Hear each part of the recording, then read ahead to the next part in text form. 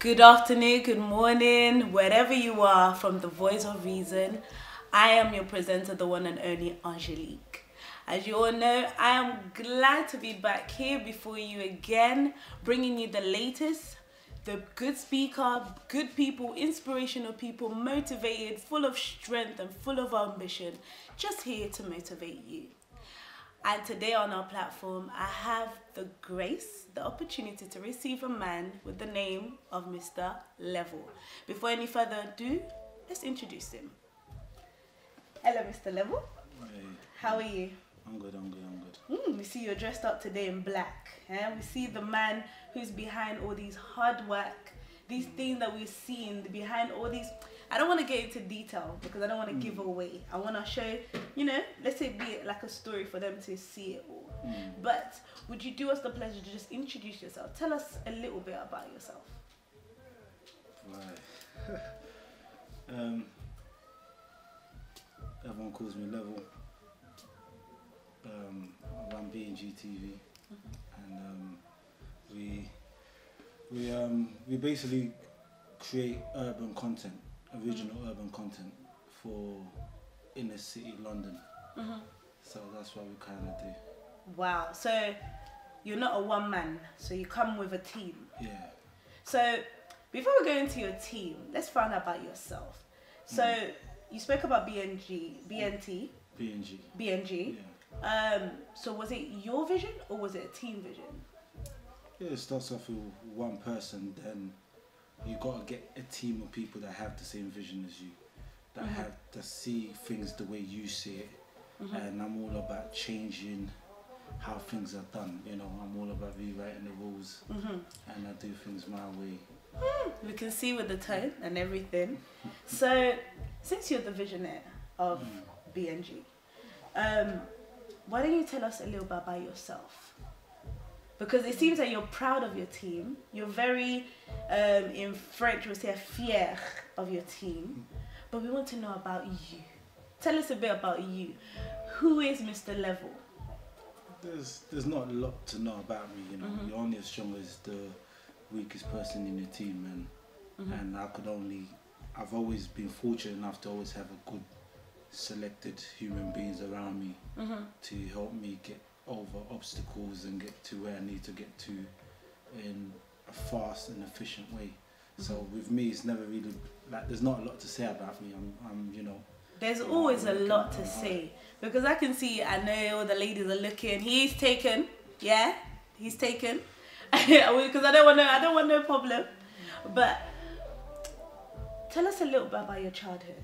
How did you become this person that we see right here? Bring us a little bit back, flashback, where you were born. I was born in Angola, Luanda, and been here since I was 5 years old. Can you speak Portuguese? Well, I come from a family of where they speak multiple languages. So when you're born speaking one language, then your mom speaks another language, then your auntie speaks another language, and then you come to a brand new country where they speak another language, which is what you're going to predominantly speak throughout your life. You kind of start to forget the, at that time, less relevant languages that you need in your life at that particular time, because when you come from speaking Portuguese and speaking French and speaking a little bit of Lingala to speaking English, which is totally different. It's completely different. Yeah, and you're now having to adapt to the new way of life where it's Caribbean based, and they take them, when something's Caribbean based, it's kind of like you're now looked down upon because you're from a totally different background, a totally different world that you didn't even know existed. So you're now having to adjust to the form of life in this new world that you live in. Wow. So growing up, what were your obstacles? What were things that you found difficult? Growing up, I found the same things everyone found difficult, adjustment, which is what we all struggle with in life, adjusting to new things. Because you came into the UK only at the age of 5. That's very young. Yeah. So how, were you here with your family or by yourself? Yeah, no, I've always been here with my mum, dad, my brothers, and there's always been us and my cousins. So it wasn't as hard as it might sound from my point of view. But at that particular time, as a 5-year-old, going from living normal, then the war kicking off in Angola, then suddenly you're now into a new world where you before when you're in Angola, you don't know race, you don't know different colours, you don't know the difference between a Muslim person and a Christian person, because they all look the same in terms of they're all dressed in African attire. So when you come here, then you see people don't dress like you, don't talk like you, then you start to be told there's different in races and people.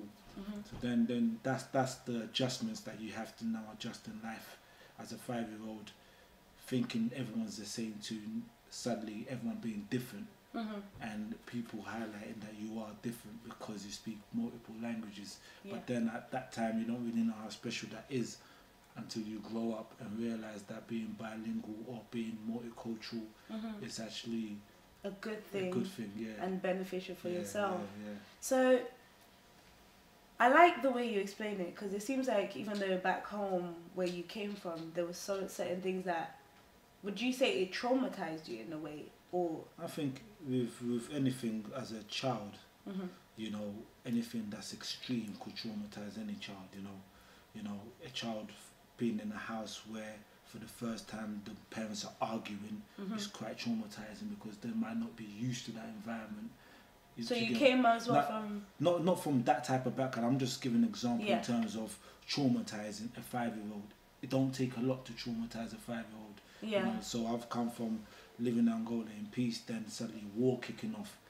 Then you know you're living in a block of flats when we're living right at the top, and you could hear gunfire, but you can't see gunfire. You can't see people down, but you could hear it around you, and you could see things getting blown up from the other side of the city, and you're there scared for your life. But you only look up to the man of the house, which is my dad. He wasn't as scared, so then it gives us the courage not to be kind of scared and stuff like that. So that's where it was kind of traumatizing from that, because you're scared, you know, because everyone's scared.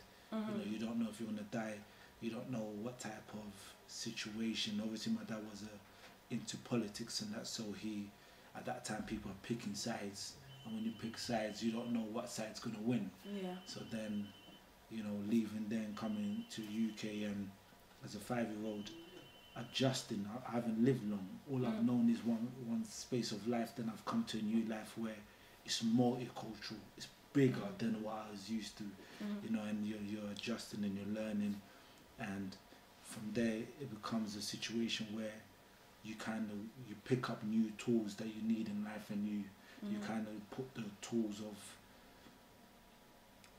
that you've always known of culture, you kind of start to put it down. That's why there's a lot of people in my generation who's kind of not really that culturally connected, because you like opening from you and open it outside. It seems like you like to familiarize things that happen to you as well with also other people that you see and other people that are around you. I think it's important the only way you could actually have empathy towards other people is by putting yourself in their position and understanding where they come from. And the only way you could understand where they come from is by looking within yourself, and if you really look deep down, you see that you're quite familiar with other people. You have similar stories, but it might be written a lot more different. So from 5 to, we wouldn't say where you are now. Yeah. So tell us a little bit about your teenager. So what happened? What some issues did you have? Because I can see a strong man before me, sitting right next to me. I can see a man who has a mind that has, you know, analysed situation, analysed circumstances, and have now known how to position himself and how to control certain situations. But during that time, what kind of man were you? Or child, I would say. At that time, it was just I was doing what teenagers do at that particular time. I was doing whatever was in. And at that time, I spent most of my years growing up trying to impress other people. I wasn't myself. luckily I always, whenever I went out, I was impressing, but whenever I got home, I got reminded of who I was all the time with my dad. So, you know, I'll go out and I'll go out and I'll be a person who's kind of like, who's a leader, who sit down and tell different people to do different things. What do you mean by different people do different things? So you were a leader. So what was that word you said to me? Is self, your team is what? Self, you said, I forgot the word. Remember when we were talking about the teams and you said your team is Antarctica or something. Oh no, North Korea. North Korea. Yeah. So you were already in North Korea before even you got to this age. Do you know what it is? It comes down to, when I use the terminology of North Korea, it comes down to discipline. The North Korea have a lot of, in the army base, they have a lot of discipline that a lot of us humans lack in discipline. You know, we find that being a leader is me telling people what to do and me sitting back and watching them do it. So you started being a leader all the way before then? But you don't identify, you don't notice these things as tools of you growing up. But then how did you even get to that position? Because I wanna be a leader. I wanna go to North Korea as well. No, it's one of them things where as I spend most of my early teens, my like 13, 14 years old, I was spending more time trying to impress my peers. Yeah. So I would do things to kind of to be popular in my school. So I would, you know, at that time I would. What would you do? Give like, us an example. In terms of, like, at that time I wasn't a bully, but people were. Were you the sweet boy? Nah, Were you the rude boy? I was the in between. I wasn't the sweet guy, but you know, but I was smaller than everybody else. So I wasn't. I was the guy who because I was so small, I'll probably go the extra mile to be noticed. So you were short? Shorter than I am now. Is but it? then I was then when I got to my 18, 19, I was one of the tallest. But now I'm short again because you got 19-year-olds who are like 6 There's foot nobody's 5. gonna give me hope of growing. I'm still 5 foot. That's what I'm saying. I'm like 6'2". Yeah. But then I'm short compared to average height. Now it's becoming taller. 6'1". It's becoming average height. You know. So, would you say, like, based on like what you've been through, especially your height, coming back out from, you know, a different country to where you are, where you are now, and you're still here. Would you say others as well? Do you feel like other young people also have that difficulty as well? I think it comes down to the individuality, because the country situation was an early part of my life. Do you get what I'm saying? A very early part of my life, which then, because it was so early, I spent time not knowing who I was.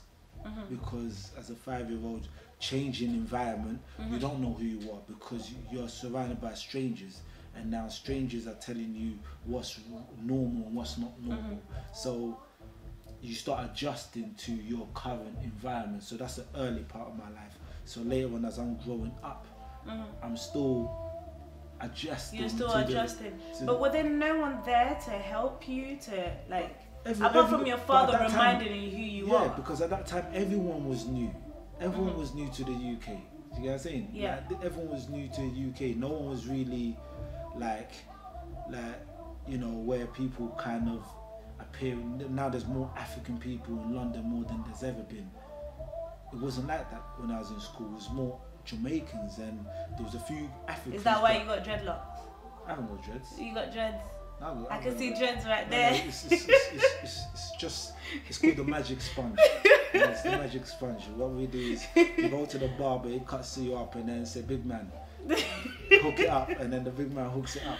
Wow, but you are interesting, man, because there's many people, because I had to do a research, and everybody has an opinion about you. You're strict, you are direct, and us also, you know, everybody has the negative and positive. But what's your opinion? What's my opinion? Yeah. My opinion. Yeah. I See, think. I'm actually asking you what your opinion is. So you want to turn the table around? You want to turn the table around? All right, let's turn the table around. I think you are actually, you put a wall. And that wall is the way that you feel is for you to gain respect. But deep down, I feel like you're soft, you're a caring person, and that's you.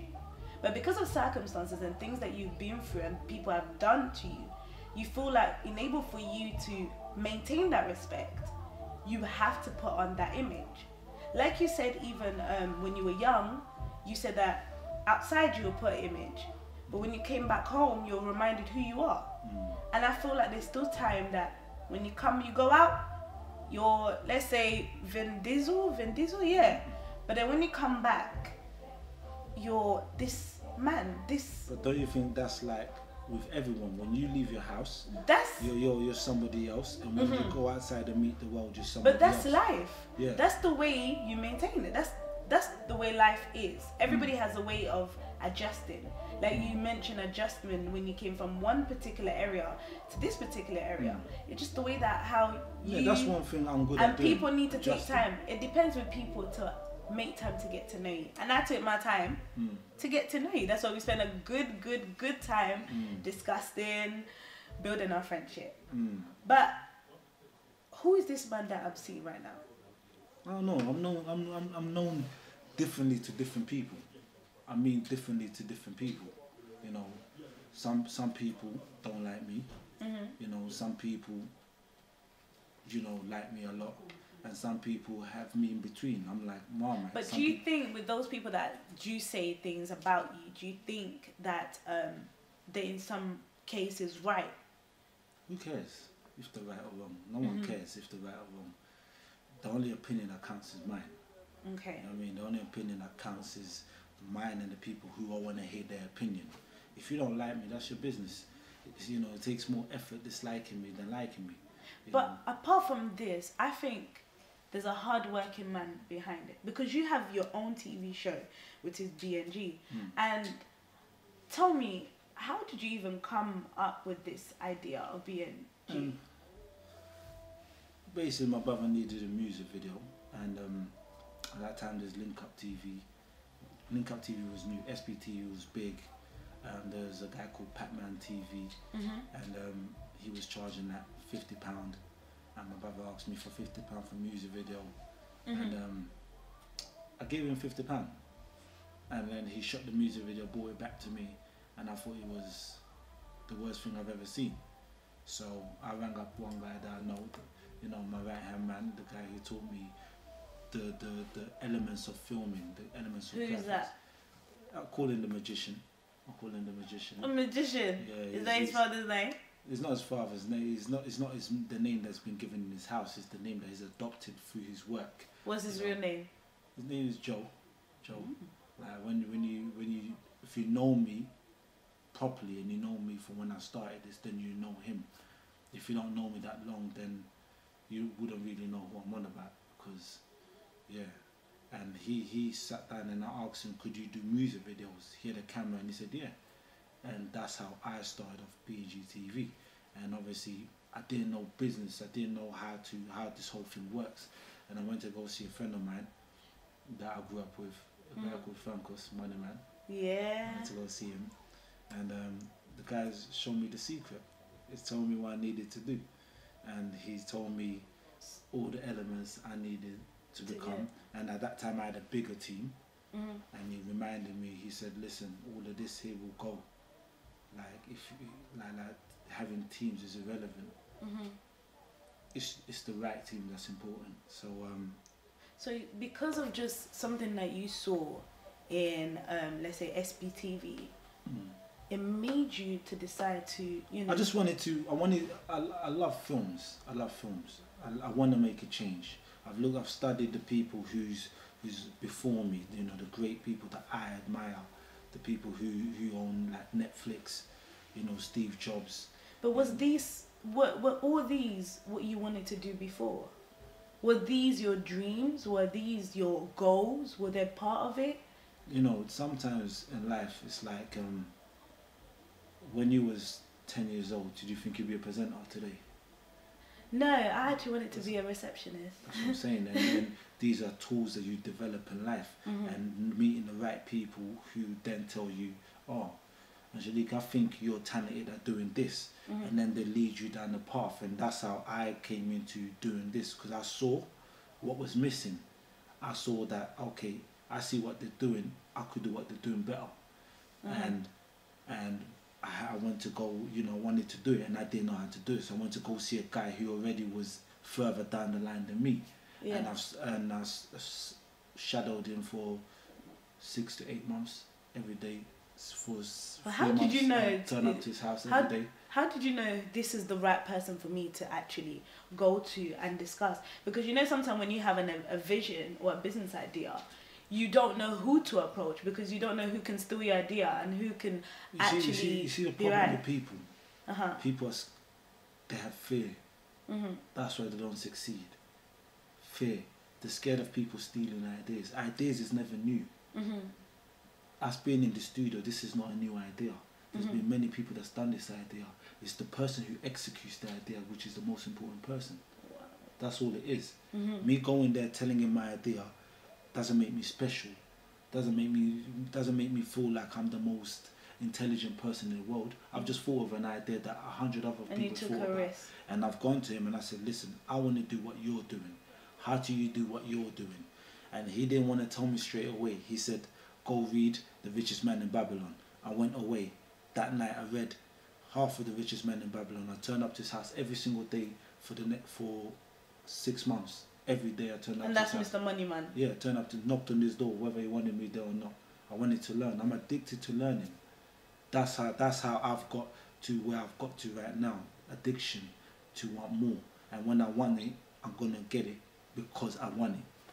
But what's the cause of you wanting more? There Because has to be no, because I think I'm good at, you know, strategizing. So I've learned that through reading these books that he's told me, going to watch him work for 6 months, and you adapt, you get bits and bobs from different people. What sort of things were he doing? So I want to learn it too, so I can. No, at that time he was a lot more, you know. Was he stricter? Francos has always been strict. He's one of the most ruthless guys I've ever met. You know what I mean? He's one of the most guys where he has no nonsense. Like, but the difference is with me and him that I've got a balance. You know, he sometimes could go a bit too far with it. You know, and I've sat down and learned that from him. Like, okay, cool. I like this about him, and I take this away that I don't like. That's not me. And I go to someone else, and you know, learning from him. Then I'll go to his you know, rehearsals that he does from his Congo and stuff like that. Then obviously I met a friend of mine who's a friend of mine today, you know, a guy called Louis, and he was starting at them times as well, and he saw something in me which a lot of people didn't see, you know, and he admired that, and then through you know, people who were doing stuff, admiring my work, would then give me confidence that I was doing the right thing. Then I continued to build it, and in order for me to build it, I have to remove myself away from everybody and sit in my own cave and do what I need to do to get where I need to get to. But why did you call it BNG? It's we're breaking new ground. We're breaking new ground. That's what BNG stands for, breaking new ground. And its purpose, because I watched a few of your videos, and majority I'm seeing young people singing. Yeah, that's the new show we've got out. The old show, when we first started, we started doing interviews. We had Vianney, who's a big Afro swing artist. He's been on an interview show.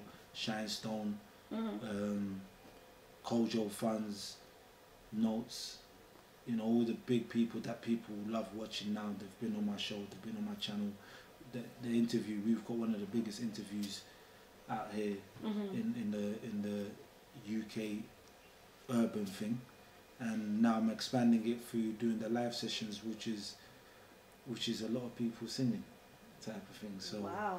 So it's what was the aim of these interview with these young artists? Because majority I've seen is young people. So what was the aim of it? That's the future. You know, I sat down and had a team. I had my old operation manager, you know, a girl called Audrey. She sat down and showed me the vision of of what needed to be done in order for us to get to where we need to get to, and I've stuck with the same method. So what was it that you wanted to bring out from the young people? Because you know, an interview is always something that I want. There's something that you want to bring out to show. We've never focused on having a typical interview style. I think we focused on breaking a mold. You know, there's a lot of musicians that do things outside. It was about the person, it wasn't about the product. So then a lot of people hated our interviews because we broke down certain things that people was doing outside. So you wasn't talking about the person, you were talking about the product? No, or was it you were talking about the product, which is the music. We was talking about the person and their character. So we was questioning their character and why should people care about them. You know, just like where we've sat down here, you've got different interview style, and you want to know more about me. Yes. Where over there we didn't need to know about you. We'll briefly ask you about you, but we'll break down. Question about the character, what we see, what the person shows out. What you've put out on Twitter, what you've put out on social media, we'll question it. You know, and that's what it was. And obviously, that us doing that is then open up doors for, you know, for people to then have an opinion on, well, this girl don't know what she's doing. This channel's crazy for having this girl on, and we start to get big from there. Wow. So, when did you actually start this interview? What year? 2016, summer 2016. So it's still a baby, it's still an infant. Yeah, we can say. A baby in terms of time. But yeah. A adult in terms of experience. You know what I mean? So we hit big numbers. You know, we hit big numbers in the interview. So yeah, with time, yeah, it's brand new. But with the experience, we're big in this league. So with these artists, musicians, how are you able to locate them? It's like we said, like we've got a team of people that do different things. I've got operation manager. I've got artist / cast liaison. So he then, you know, once the operation manager gives the strategy of the month or what we need to do, and you know, then I've got, you know, other people in different positions that go get it, that go get the people in, and then passes it on to someone else who deals with them, and then passes it on to someone else, and that's how we get the job done. And you know, it's a team of people. Like I said, you're only as strong as your team. I'm not even as important to B&G as my team is. You know, half of the things get done is the team that I have. And how many are you guys in your team? There's the main people is 5. Then extended people is a lot more. And because you're Angolan, is your team only Angolan? No. Or is it a mix? My operation manager's British, he's white. You know, my liaison manager, he's Congolese. My program assistant is Jamaican. Comes down to, it don't really matter about background. It comes down to execution. All I care about is execution. That's the most important thing to me. Could we get it done? But with all of these that you've done, what could you say is your biggest achievement that you can look back? Because we've reached the end of the year and you have to look back of everything that you have done. What would you say that you have accomplished throughout this year? I don't spend time looking back too much. I rarely look back. I only look back when I get asked on certain questions. I don't spend time looking back. I only spend time looking forward on where I need to be. I haven't achieved my biggest accomplishment. I've only achieved a certain thing, a certain amount of things. Some people do even say that I haven't even achieved nothing. But what about you as yourself as a person? I don't think I'm there where I need to be. I think I've taken steps towards doing things, and I haven't relied on nobody to do it. And would you say that's your strength? That's your motivation, that's your steam, that's why we were able to see the work that you've done. Because you've never done an interview before. Yeah, and everybody knows that you're behind closed door. Yeah. And it's really good that, because time is never on our side. Yeah. But if we were here to spend about 2.5 hours, we would have discovered even more about you. But as a person, with everything you've done, you have to still be able to appreciate yourself through the hard work, because I saw your views. You get over 1,000, 3,000, and YouTube is very hard for you to get even more views. And you got comments, you got followers, you got what, 3,000 and something subscribers. You got people that are following you. That's in what, coming from. I don't rely, and the difference is I don't rely on music videos like my competition, which is Link Up TV, Grand Daily, where they rely on other people's content to survive. Everything is original content on my channel. Would you say that's what makes you different from SBTV, Link Up, GRM, Daily, and all them others? I think when you get asked what makes you different, and I believe you should never fight a giant on a giant pitch or on a giant field, on a giant ring. Why? Because you're going to lose. It's too big. They're giant. You can't beat a giant in a big place. You have to take the giant in small places and make them feel awkward. So what I do, I can't compete against my competition in their field. So now you just begin to... I create my own lane, and if they want to come into my field, they come into your field. That's it. You know, I'm the king of my field. If you want to come in, you know what I mean? That's how it works. You're a very interesting man. And all these artists that come, like, what is it that they need to have for them to notice, for you guys to notice them? Is it they come to you or you guys come to them? You know, it's the same thing with blessing in life, innit? Like, people pray. There's some people spend years and years of praying for them to get, you know, a good job, and then next minute the sister gets a good job. You know, blessings come in different shapes and sizes. It might not, you might not be knowing the work that you're doing. Someone might call you and be like, yo, come on the show, and you know, it comes down to whatever happens, depending on how it is. We don't sit down and look for people. I can't sit down and say, yeah, you have to do this in order for you to succeed. I think you should just be yourself and do whatever comes into mind, and you never know who could be looking at you. So if, like, there's a young person right now that's watching you, what would be your message to them? In terms of what? In terms of trying to succeed, or what? Actually, I'll turn this question around. If right now you could see the younger self, yourself, what advice would you give to him right now?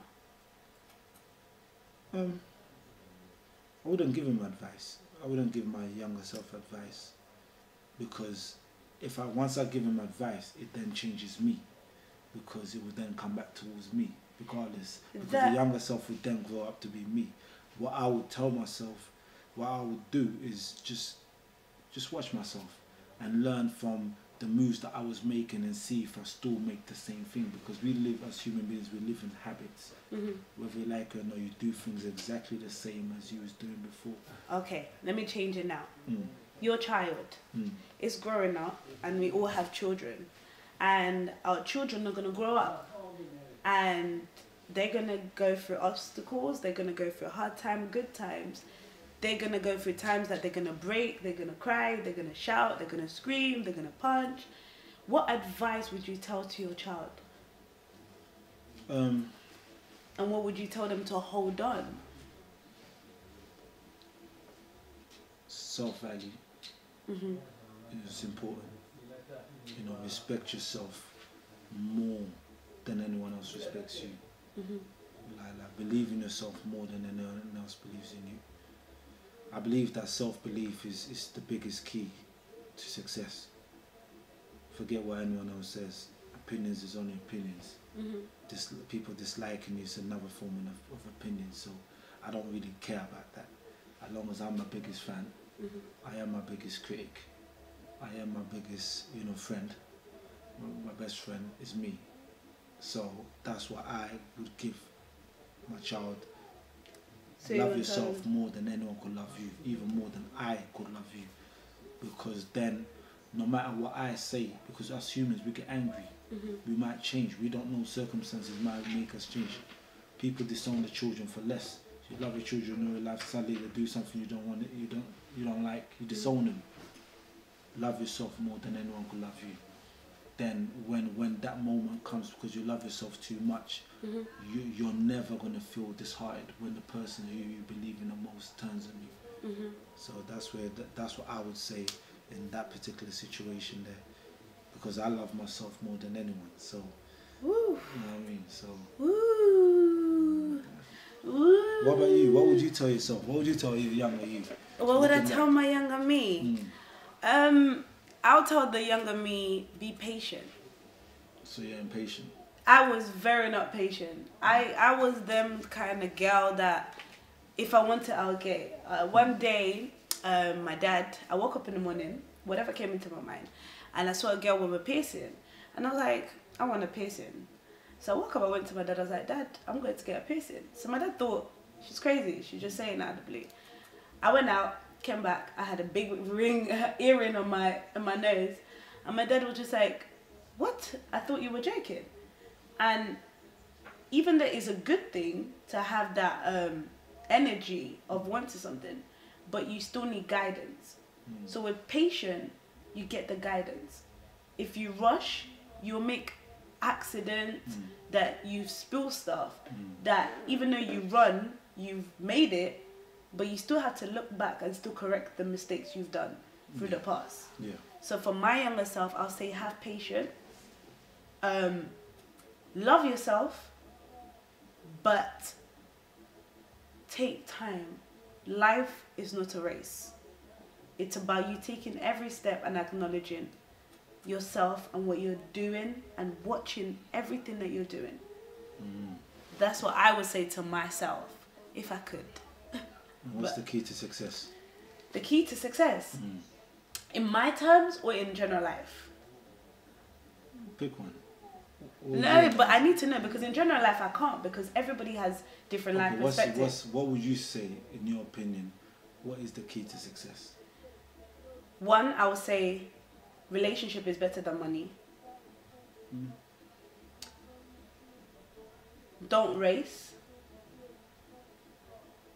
Patience is the key. Because you've seen many people, like when, especially in their business, they're in a rush to build their business to come out there. But you'll see them after alongside in 5 years, the business is done. But rather the person that took their time to analyze, to build up their business, the business is still standing. In life, you always take a problem and bring a solution. So for me, in life, for success, it's friendship, relationship is better than money, patience, and believing and surrendering completely to God.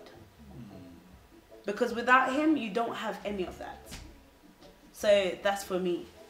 Why haven't you been doing the show for about a month now? I'm a fan of this show. And I haven't seen you for a month. I'm not happy with this. What have I been doing? Yeah. You know, sometimes patient, like I said, patient, you need to take time. Sometimes you give in energy, you need to take time to also, you know, build yourself. Yeah, but I was hearing Pastor Marcelo, one of the Pastor Marcelo, he was preaching and he was saying that when he started to preach, he was so thirsty to preach. So he kept on going because he learnt a lot. So he kept on, but he forgot that he still had to take time to learn even more, because life is still a journey. So for me, you take time. Yeah, but you took a month, what, 2 months? I didn't take a 2 months. Did I take 2 months? I didn't. I've watched the show. I didn't. I'm a fan of, you know, I listen to Voice of Reason. I understand that Voice of Reason hasn't been around for a while. I know. And you have to continue doing it. You only learn on the go. Don't sit down and sit at home and tell me you're learning. But this is your craft. This is training. So I expect to see more Voice of Reason. We will. Within the next few weeks. We'll see more. Next time I come back on Voice of Reason, because this is the only show that I'm going to do interviews on. So if they want to see me... So when is my invitation? I need to come to B&G. I can't need to come. Yeah, come down. I need to come. Shows that, because you got more than that. There's more of that. There's Tango. There's Tango. We ever spoke about Tango, which is about sex and relationship. You know, that one there is a special. That one, because me and you already had an argument about that. Yeah. We already had an argument about that. But before we end our show, give you a shout out. At least to your team? You know, I want to hear the names so I can FBI you guys and start hunting you guys. you know, the team is we're not out there like that. You know, like this is the first ever interview I've done. This is like probably the first time a lot of people are seeing me, because we haven't got, like, we're not really like Expanded. No, not even that. We just haven't got time for. So you like being a ghost? Yeah, ghost is good. So but I'll give a shout out to ghost, like the Power Ghost, you know, from the show Power Ghost. No, or... it depends. So because I can see the blazer, the haircut, you know, the beard, you know. Power has destroyed many men's life. No, I'm just saying, like, if I am gonna give a shout out, shout out to, you know, the Boss Brothers for doing a great job, for hiring you. You know, you're doing a great job. This is a great show, and it's forever growing. Those are the people who consistently work, who push other people to do better. And if I were to ask you, in our community, who would you give a shout out to? In the community, the people who I respect, who are doing work, you know, that you can see. I like Lashik's work. Lashik works hard. You know, I know her very well. I like Money Man, he does well. Who else? Because there are new people that are out there now. Have you been watching? Do you know what? If I was gonna be honest, I'll be giving credit to Young Bane. He's Congolese. You know, Vianney, he's Congolese. You know, there's all of them guys who are Avelino, guys who are doing work, but go unnoticed because they're not within a particular, you know, platform that will actually so bond them. You know, that's why we build, you know, BNGTV to kind of push certain things and stuff like that. And yeah, man, those are the even Ansie's doing well. Ansie, you know, Kemangana, she's I like her a lot. I like her stuff that she's doing. Yeah. And you know, I'm not culturally connected like that, so I don't know no one else. But I like this channel. I like this channel. I like this establishment. Those are the main people I'm giving a shout out to. Jeez, trying to be cheeky, innit? Trying to make me smile on camera. We've reached the end of our show. I would like to thank you, our viewers, for taking time to watch us. And you all know the Voice of Reason is there just for you. This platform is for you. It's for you, mothers, young people, for you to come and inspire others, for you to motivate others that are out there. And me, myself, as I stand here, I am your Voice of Reason. Now it's time for you also who's watching me to become the Voice of Reason. A big shout out to everybody that has graduated from university this year. A big well done to each and every one of you. Whatever grade you've had, you've given it your best, and I would like to give a shout out to each and every one of you. Another big shout out to my homeboy, Mr. Zorro Ghost. Today we've been talking about Ghost. And congratulations to you and your fiance Jessica for giving birth to a bouncy baby boy Davis. A big congratulations again today as everybody are preparing to celebrate one of our brothers. He goes by the name of Mr. Norris Tishobi, who's getting married with his brand new wife today. It's time for the young people to be congratulated for everything, the hard work that they're doing. And it's time for you also to congratulate yourself for the hard work that you're doing. Then again, another heads up, next week we'll be having our show about relationship. Is it true, should we follow our leaders or our parents when they give us advice that when a person, a man, especially to the ladies, come and propose to you and want to be with you, you should present them to your parents. Watch out for that with our special guest next week on The Voice of Reason. Please share and comment. Until next time, from Angelique, bye-bye.